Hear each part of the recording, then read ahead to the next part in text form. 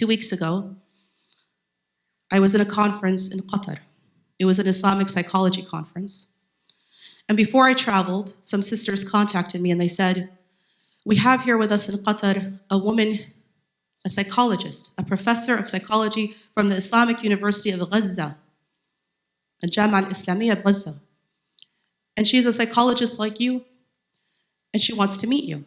And I said, of course, I'd be honored. Please, please ask her to come to the conference. They said, look, we're going to warn you. She has a difficult story. I'm listening. They said she is the only one out of her entire family who was pulled out of the rubble. When that building fell, everybody, mother, father, husband, children, siblings, nieces, nephews, everybody. And when they pulled her out and she realized she was still alive, she started crying. Not for them. She said, Ya Allah, what did I do that upset you so much that you didn't allow me to be a martyr like them? Ya Allah, what did I do that I couldn't be a shaheeda like them? Imagine.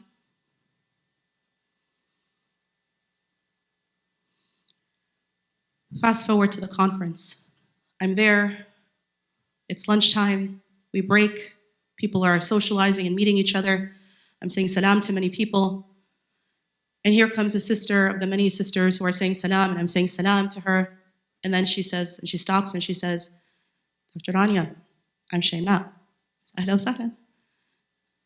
I'm Shayma. It's not clicking. Why? Huge smile on her face. Happy, happy person. And she kept saying a third time, Dr. Rania, I'm Dr. Shayma Abu Sha'ban from Gaza. Oh, subhanAllah. I stop, freeze. Like, when you're just like shocked. I couldn't even recognize her or understand that she was somebody who just weeks prior, she was pulled out of the rubble. And here she is smiling. I say, please, please, let's sit down. And she sits down along with some of the other sisters, and she begins telling her story. Ya Allah, what happened after this? She said, I had nowhere to go. My family's gone. My house is gone. My university's gone. Everything is gone, gone. Where do I go? She says to me,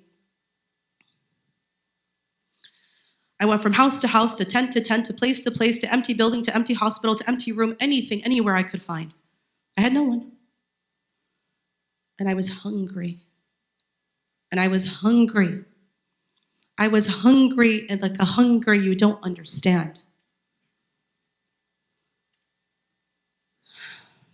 She said, you don't understand how much salty water I drank.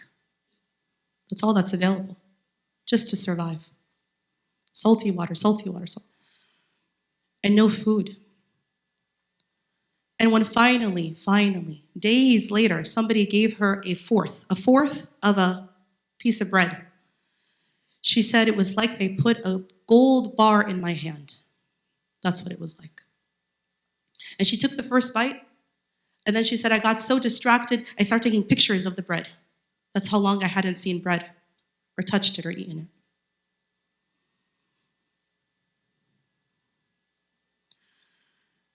She goes from place to place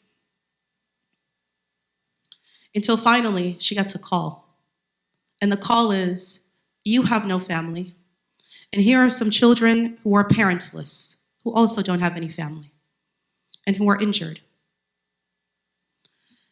Accompany them to Qatar for medical treatment.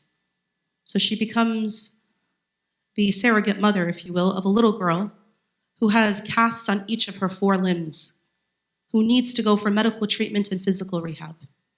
And she becomes like her mother in Qatar. And that's what she was doing there. And they said to her, Allah, you keep asking why Allah didn't take you as a martyr yet. However, there is a reason why Allah still wants you on this earth. There is still something He needs from you that is not done yet. The fact that she's a psychologist, When she went there, all of these parentless children, she started to work with them. And you know what her, subhanAllah, you know what her specialty in psychology was at the university? Trauma. Trauma of warfare. So she's taken on these children.